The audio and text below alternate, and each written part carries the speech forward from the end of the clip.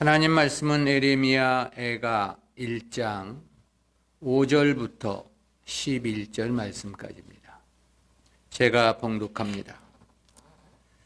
저의 대적이 머리가 되고 저의 원수가 형통함은 저의 죄가 많음으로 여호와께서 곤곡해 하셨습니다. 어린 자녀들이 대적에게 사로잡혔도다. 처녀 시온의 모든 영광이 떠나가며 저의 목백은 꼴을 찾지 못한 사슴이 쫓는 자 앞에서 힘없이 달림 같도다. 예루살렘이 환난과 군박을 당하는 날에 옛날의 모든 즐거움을 생각하며 백성이 대적의 손에 빠지나 돕는 자가 없고 대적은 보고 그 황족함을 비웃도다. 예루살렘이 크게 범죄함으로 불결한 자같이 되니 전에 높이던 모든 자가 그 적신을 보고 업신여기며 저가 탄식하며 물러갔도다. 저의 더러움이 그 치마에 있으나 결국을 생각지 아니하며 그러므로 놀랍게 낮아져도 위로할 자가 없도다. 여호와여, 원수가 스스로 큰 체하오니 나의 환난을 감찰하소서.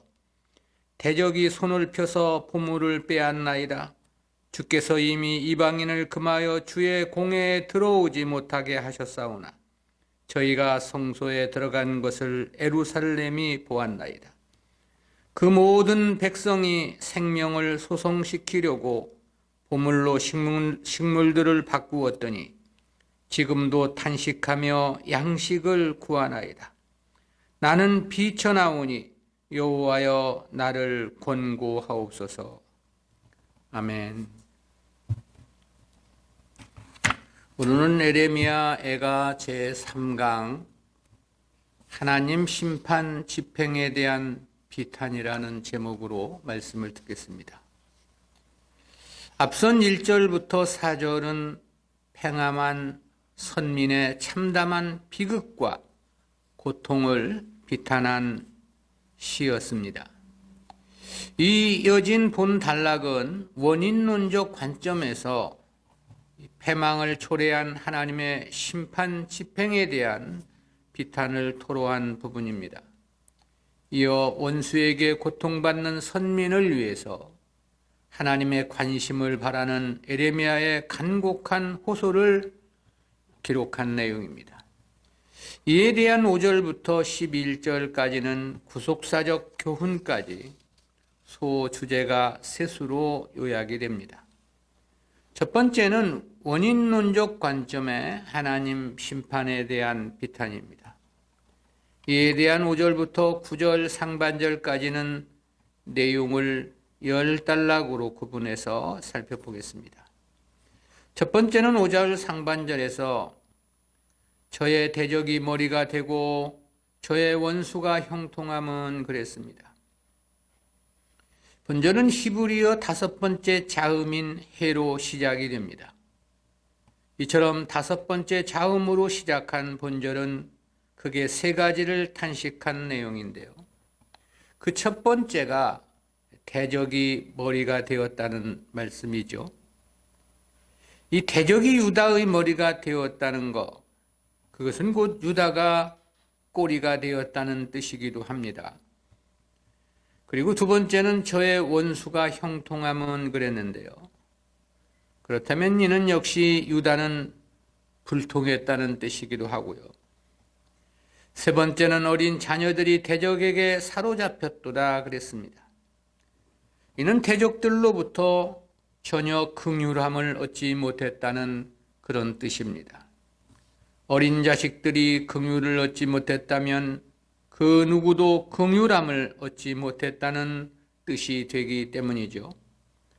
앞선 1절부터 4절에서 보면 그야말로 사방팔방이 꽉 막힌 절망적 상태였습니다.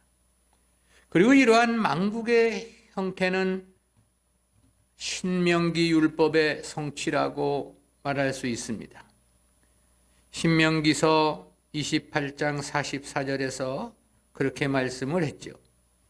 그는 내게 꾸일지라도 너는 그에게 뀌지 못하리니 그는 머리가 되고 너는 꼬리가 될 것이라.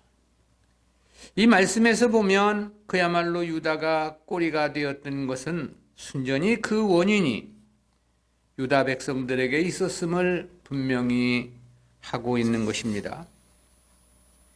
두 번째는 5절 하반절에서 저의 죄가 많음으로 여호와께서 곤곡해 하셨습니다.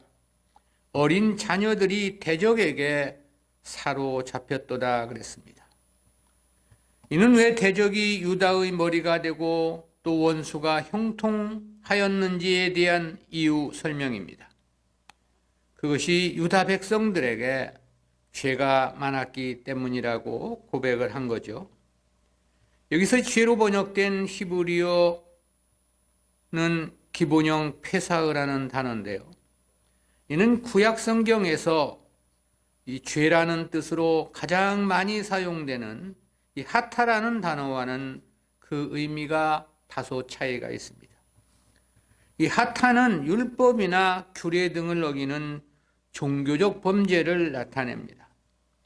그런데 본문에서 사용된 페사흐는 주로 하나님의 권위를 거부하는 것을 나타내는 단어입니다. 다르게 표현하면 하나님의 율법과 언약에 대한 배신 행위를 나타낼 때 사용됩니다. 본절 역시도 그와 같은 의미로서 사용이 되었는데요. 그렇다는 것은 그 어떤 죄악보다도 가장 크다고 말할 수 있겠습니다. 그것은 하나님의 권위에 도전하며 하나님의 뜻을 반항하는 죄가 되기 때문에 그렇습니다.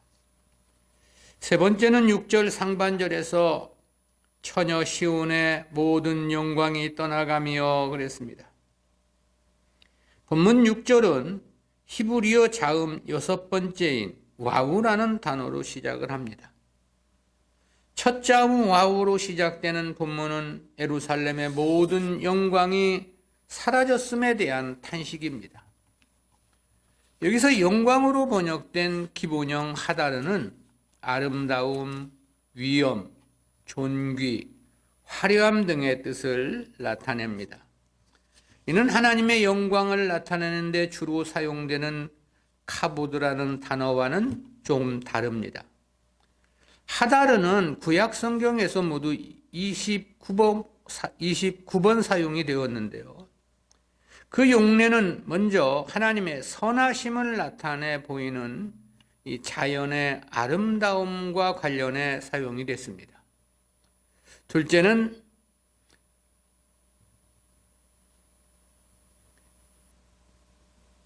본문에서와 같이 이 도시와 관련된 의미로 사용이 되었고요.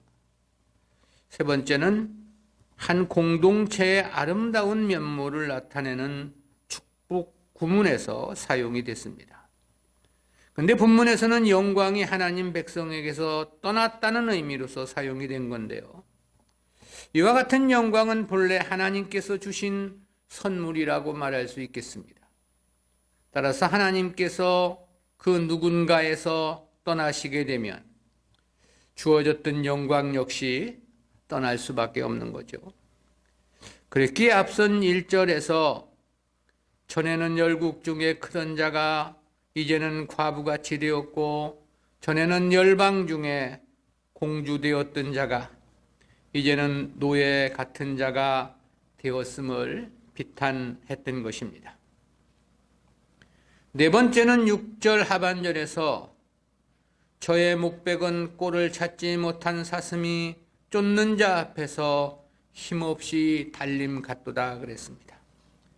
여기서 목백으로 번역된 히브리어 사르는 우두머리, 방백, 두목, 지도자라는 뜻을 나타내는 명사입니다.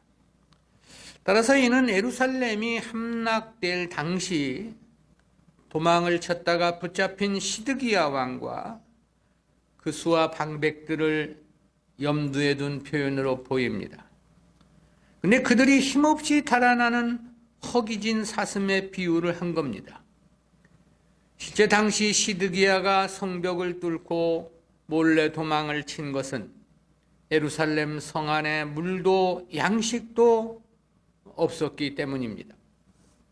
당시 성화는 극심한 기근으로 자비한 부녀가 자식을 식물로 삼을 지경이었습니다. 그러니 짐승인들 먹을 것이 충분했겠느냐라는 거죠. 때문에 말이 힘차게 달리지를 못해 이내 바벨론 군사에 붙잡힌 것이 아니냐, 그런 생각이 들어지는 대목입니다. 실로 하나님이 저들을 떠나시니 영광만 떠난 게 아니라 나라의 지도자들까지도 꼴을 먹지 못한 사슴처럼 힘없이 달아나는 처지가 되고 말았다라는 거죠. 다섯 번째는 7절 상반절에서 예루살렘이 환난과 군박을 당하는 날에 옛날의 모든 즐거움을 생각하며 그랬습니다. 본절은 히브리어 자음 7번째인 자인으로 시작을 합니다. 과거 하나님의 축복 가운데서 누렸던 즐거움과 기쁨은 사라지고 현실의 참담함과 비극적인 상황을 탄식한 내용입니다. 이 가운데 군박을 당하는으로 번역된 기본형 마루드는 집 없이 떠도는 상태, 유리하는 상태, 쉬지 못하고 방황하는 상태를 나타내는 단어입니다. 근데 이 단어가 환난을 뜻하는 온이라는 단어와 함께 사용이 되어져서 재난이나 불행 등으로 해석을 하기로 합니다. 군박이란 한자의 뜻은 어려운 고비에 부닥쳐 일의 형세가 급하다 또는 심한 타격을 받아 괴로운 처지에 있다라는 의미입니다.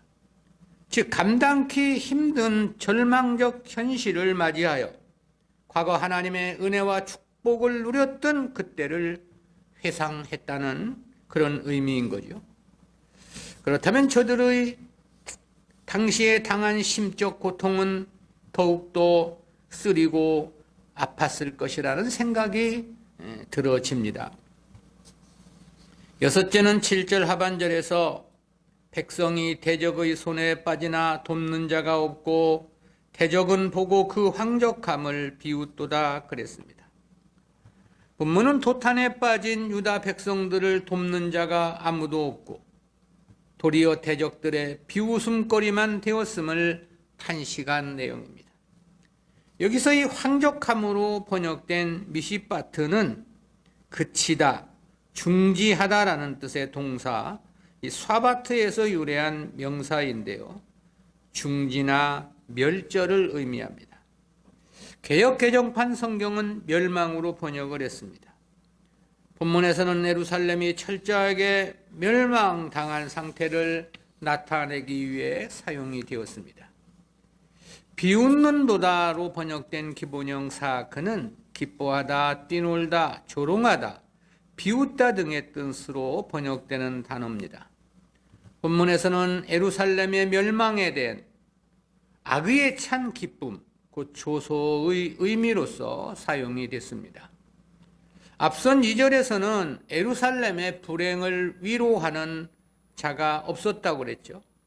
또 친구들도 다 배반하여 원수가 되었다고 했습니다. 그런데 본문에서는 예루살렘의 멸망을 기뻐하며 조롱까지 했음을 탄식한 것입니다. 일곱째는 8절 상반절에서 예루살렘이 크게 범죄함으로 불결한 자같이 되니 그랬습니다. 8절은 역시 히브리어 8번째 자음 헤드로 시작됩니다. 내용은 7절 하반절과 동일하게 예루살렘이 조롱거리가 됨에 대한 탄식입니다. 그런데 본문은 예루살렘이 크게 범죄하여 불결한 자같이 되었음을 고백한 것입니다. 여기서 크게로 번역된 히브리어 헤테는 범죄하다라는 뜻의 동사 하타에서 유래한 명사입니다. 그리고 범죄함으로로 번역된 하테아는 동사 하타의 완료형이고요.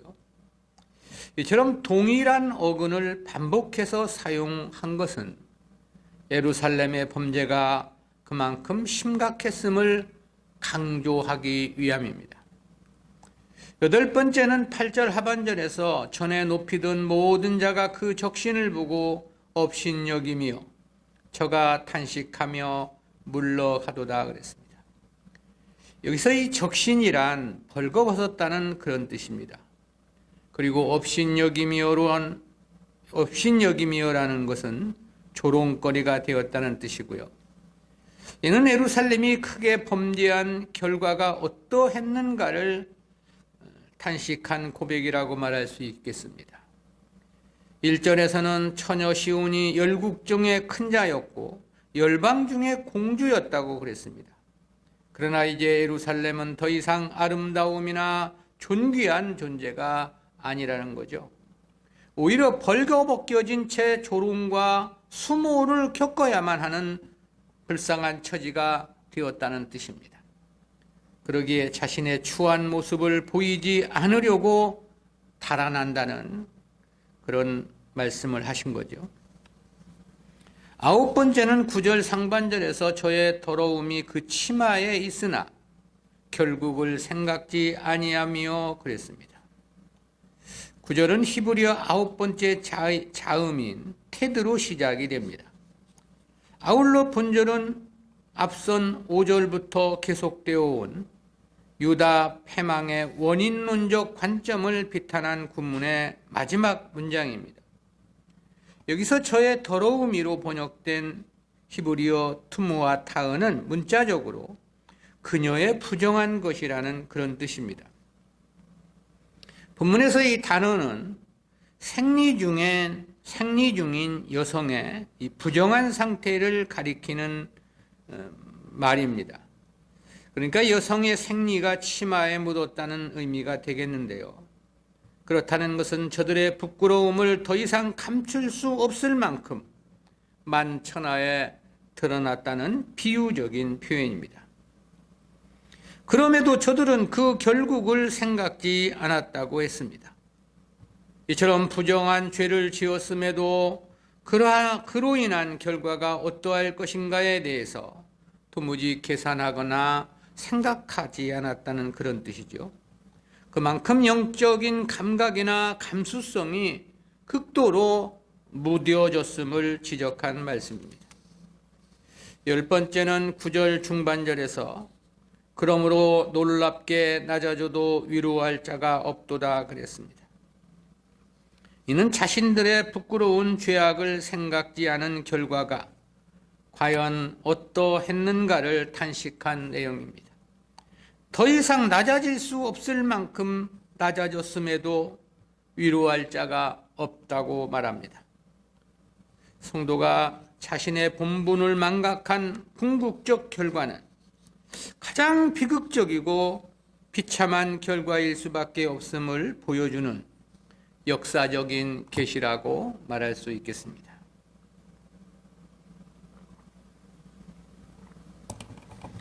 두 번째는 선민을 향한 선지자의 호소입니다.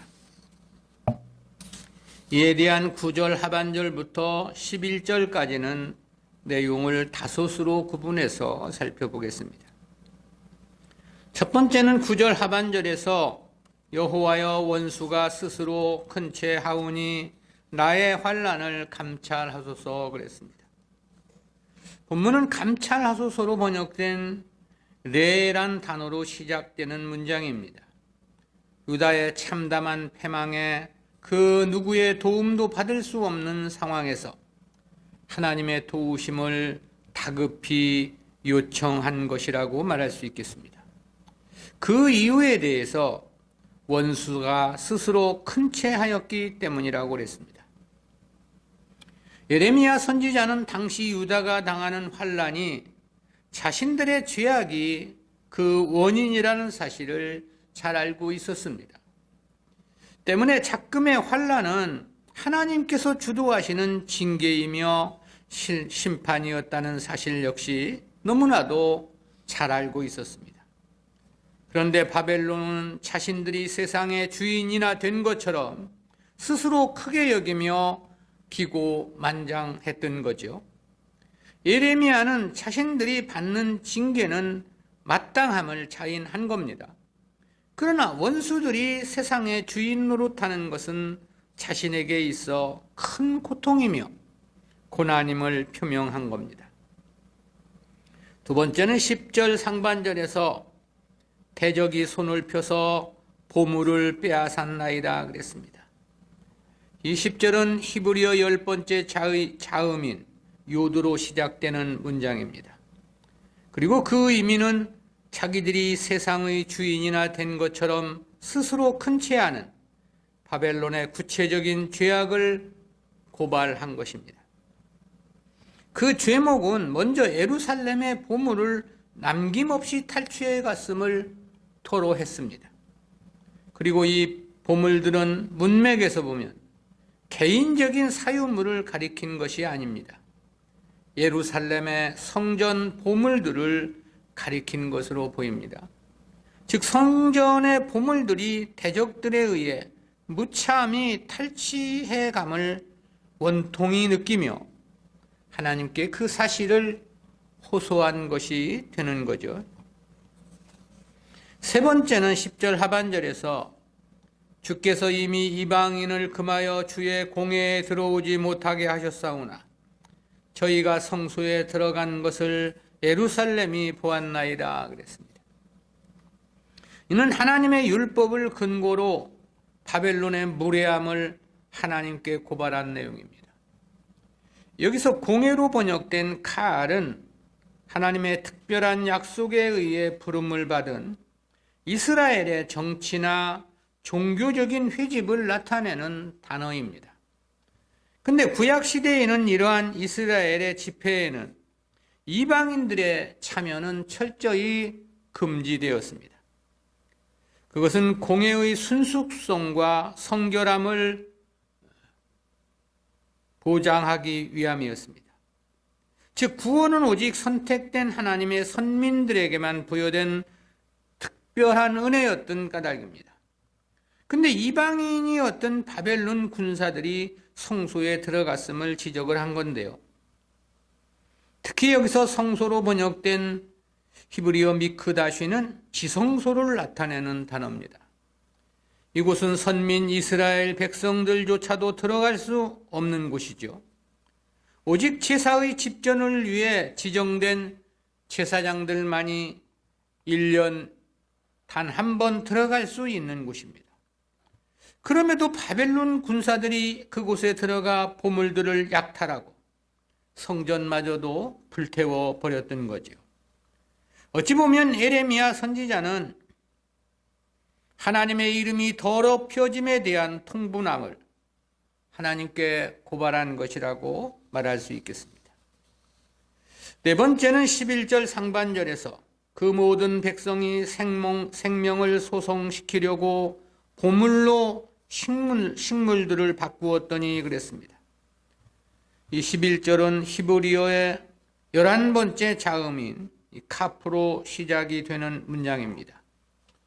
그 가운데 여기서 언급된 보물은 성전의 보물을 가리킴이 아니라 백성들이 가지고 있던 보물을 가리킨 말입니다. 근데 그 값진 보물들로 유다 백성들이 먹을 것과 바꾸었음을 토로한 것입니다. 그만큼 예루살렘 성내에 먹을 것이 없었다는 의미가 되는 거죠. 당시 바벨론 군사들은 예루살렘 성을 1년 6개월 동안 포위하고 있었습니다. 때문에 예루살렘 성은 외부와는 완전히 차단되었던 상태죠. 거기에다 성 안에는 극심한 기근까지 겹치게 되었습니다. 그랬기에 매우 심각한 식량난을 겪을 수밖에 없었던 거죠. 때문에 생명을 보존하기 위해서 어쩔 수 없이 이 값비싼 보물들을 양식과 바꾸지 않을 수 없었던 것입니다. 실로 심히 참담하고 비극적인 상황임을 예레미야가 하나님께 고하며 감찰을 호소했던 것이죠. 다섯 번째는 11절 하반절에서 지금도 탄식하며 양식을 구하나이다. 나는 비쳐나오니 여호와여 나를 권고하옵소서 그랬습니다. 여기서 지금도 탄식하며로 번역된 히브리어 네나임은 탄식하다, 한탄하다라는 뜻의 동사 아나흐의 수동 분사형인데요. 여기서 이 동사가 분사형으로 사용되었다는 것은 그들의 탄식이 계속되고 있음을 나타냅니다. 이때는 이미 바벨론에 의해 멸망한 이후 시점입니다. 성은 함락되었고, 그래도 이전에는 보물이 있어 양식을 구할 수 있었을지 모르겠습니다. 그러나 이제는 모든 보물들을 다 빼앗긴 이후의 상황을 이야기하고 있는 거죠. 따라서 저들은 양식을 구걸할 수밖에 없는 처지가 되었을 것입니다. 그러나 이때는 누구나 똑같이 당한 환난이었기에 그 누구의 도움도 받을 수 없는 상태였던 거죠. 예레미야는 바로 이와 같은 비극적인 상태를 하나님 앞에 직고하며 호소하고 있는 것입니다. 참으로 암담하고 참혹한 상황이라는 생각이 들어집니다. 우리는 여기까지의 말씀에서 두 가지 구속사적인 교훈을 생각해 봅니다. 첫 번째는 성도는 하나님의 도우심이 없으면 길거리에 버려진 맛을 잃은 소금의 운명일 수밖에 없다는 교훈입니다. 이는 5절과 6절 말씀에서 생각해 보는 교훈인데요. 예레미야는 5절 상반절에서 저의 대적이 머리가 되고 저의 원수가 형통함은 그랬습니다. 하나님의 도우심과 은혜 속에 만국의 머리였던 이스라엘이 도리어 꼬리가 되고 원수가 형통케 되었다는 선지자의 탄식입니다. 그리고 그 원인을 5절 중반절에서 저의 죄가 많음으로 여호와께서 곤곡해 하셨음이라고 했습니다. 오히려 원수가 머리가 되고 형통한 것은 저들의 죄악이 심히 많았기 때문이라는 예레미야의 고백인 거죠. 6절 상반절에서는 처녀 시온의 모든 영광이 떠나가며 그랬습니다. 6절 하반절에서는 저의 목백은 꼴을 찾지 못한 사슴이 쫓는 자 앞에서 힘없이 달림 같도다 그랬습니다. 여기서 목백은 우두머리, 방백, 두목, 지도자라는 뜻이라고 그랬죠. 때문에 이는 시드기야 왕과 그의 방백들을 염두에 둔 표현임이 분명합니다. 당시 시드기야 왕은 성 안에 먹을 것이 고갈이 되자 더 이상 버팀이 불가능하다는 판단을 했던 것으로 보입니다. 그랬기에 성벽에 구멍을 뚫고 몰래 도주를 시도했던 것입니다. 그러나 그는 뒤쫓아온 바벨론 군사들에 의해 여리고 평야에서 붙잡히고 말았습니다. 사람도 먹을 것이 없었으니 그가 탄 말인들 배불리 먹었으리 만무하다는 생각이 들어집니다. 당신은 극한 기근까지 겹쳐서 동식물들의 생계도 위협이 불가피한 상황이었습니다. 때문에 저들의 도망침이 사슴이 쫓는 자 앞에 힘없이 달림 같도다라고 탄식을 했던 거죠. 바벨론 군사에 붙잡힌 시드기야는 자신이 보는 앞에서 자식들이 원수들의 칼날 앞에 무참히 죽어가는 모습을 목격해야 했습니다. 또한 자신은 두 눈까지 뽑히는 비극적 운명에 처해지고 말았죠. 그리고 사슬에 결박되어 바벨론으로 끌려가는 처참한 상황을 맞게 됩니다. 그야말로 하나님이 버리시니 포도나무 둥치에서 떨어져 나간 가지 같은 신세가 아니었냐, 그런 생각을 갖게 합니다. 주님은 마태복음 5장 13절에서 그런 말씀을 하셨죠. 너희는 세상의 소금이니 소금이 만일 그 맛을 잃으면 무엇으로 짜게 하리요. 후에는 아무 쓸데없어 다만 밖에 버리워 사람에게 밟힐 뿐이니라. 실제 이 당시 하나님의 선민이었던 이스라엘은 맛을 잃은 소금의 운명과 똑같았습니다. 왜냐하면 이보다 더 이방인들에 의해 무참히 짓밟힘을 당할 수는 없는 일이었기 때문입니다. 따라서 성도는 그 어떤 경우라 하더라도 하나님 앞에 버림을 받는 운명이어서는 안 됩니다. 그리고 그러기 위해서는 무엇보다 하나님 뜻 우선으로, 하나님 말씀 중심으로 살아야 합니다. 하나님 뜻을 거역한 삶은 둥지에서 떨어져 나간 포도나무 가지와도 같은 운명일 수밖에 없기 때문입니다. 이 부분을 하나님은 그렇게 말씀하신 바가 있죠. 신명기서 28장 15절부터 19절까지입니다. 네가 만일 네 하나님 여호와의 말씀을 순종하지 아니하여 내가 오늘날 네게 명하는 그 모든 명령과 규례를 지켜 행하지 아니하면 이 모든 저주가 네게 임하고 네게 미칠 것이니 네가 성읍에서도 저주를 받으며 들에서도 저주를 받을 것이요 또 내 광주리와 떡반죽 그릇이 저주를 받을 것이요 내 몸의 소산과 내 토지의 소산과 내 우양의 새끼가 저주를 받을 것이며 내가 들어와도 저주를 받고 나가도 저주를 받으리라. 하나님 백성이 하나님의 뜻을 떠나서는 희망이 없다는 말씀인 거죠.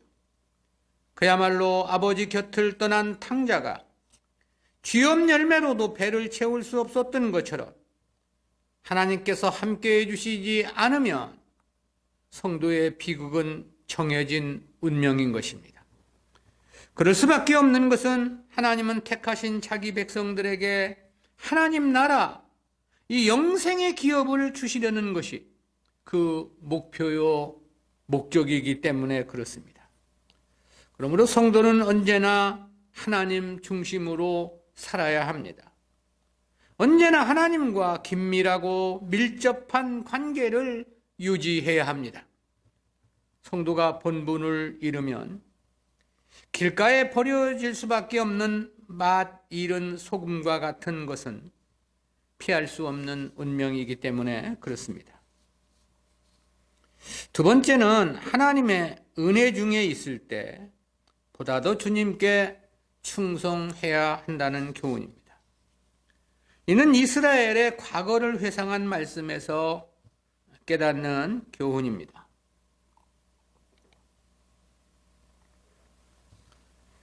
예레미야 선지자는 7절 상반절에서 예루살렘이 환난과 군박을 당하는 날에 옛날의 모든 즐거움을 생각하며 그랬습니다. 이는 바벨론 군사에 쫓겨 유리 방황하는 급박한 환난 가운데서 과거 하나님의 은혜 중에 살았던 행복했던 때를 추억했다는 거죠. 앞선 1절에서는 자신들이 열국 중에 크던 자, 열방 중에 공주되었던 자라고 했습니다. 그런데 이제는 나라는 물론 자신들의 거주지도 빼앗긴 채 집 없이 떠도는 처량한 신세가 되었음을 탄식한 것입니다. 8절 하반절에서는 전에 높이던 모든 자가 그 적신을 보고 업신여기며 저가 탄식하며 물러갔도다 그랬습니다. 여기서 전에 높이던 모든 자란 과거 다윗과 솔로몬 시대 열국들을 무릎 꿇리고 그들로부터 조공을 받았던 시대를 염두에 둔 표현입니다. 그에 대해 사무엘하 8장 6절에서는 그렇게 기록을 해주고 있습니다. 다메섹 아람의 수비대를 두매 아람 사람이 다윗의 종이 되어 조공을 바치니라. 다윗이 어디를 가든지 여호와께서 이기게 하시니라. 솔로몬 시대에는 얼마나 그 부와 영광이 극에 달하였는지 이렇게 말씀해 주고 있죠. 역대하 9장 17절부터 19절까지입니다. 왕이 또 상아로 큰 보좌를 만들고 정금으로 입혔으니 그 보좌에는 6층계와 금 족대가 있어 보좌와 연하였고 앉는 자리 양편에는 팔걸이가 있고 팔걸이 곁에는 사자가 하나씩 섰으며 또 12사자가 있어 그 6층계 좌우편에 섰으니 아무 나라에도 이같이 만든 것이 없었더라. 이어서는 그렇게 말씀합니다. 역대하 9장 22절입니다. 솔로몬 왕의 재산과 지혜가 천하열왕보다 큰지라. 천하열왕이 하나님께서 솔로몬의 마음에 주신 지혜를 들으며 그 얼굴을 보기 원하여 각기 예물을 가지고 왔으니 곧 은그릇과 금그릇과 의복과 갑옷과 향품과 말과 노새라. 해마다 정한 수가 있었더라. 실로 이스라엘은 열국 중에 크던 자였습니다. 열방 중에 공주 같은 나라였습니다. 그런데 그렇게 이스라엘의 영광을 돌리던 모든 나라들이 이제는 자신들의 벌거벗음을 보고 업신여겼다는 비참함을 탄식한 것입니다. 9절 상반절에서는 저의 더러움이 그 치마에 있으나 결국을 생각지 아니하며 그랬습니다. 생리 중인 여성의 부정한 것이 치마에 묻었다는 비유적인 표현인데요. 그만큼 하나님 앞에 부정하고 지옥스러운 상태임을 토로한 것입니다.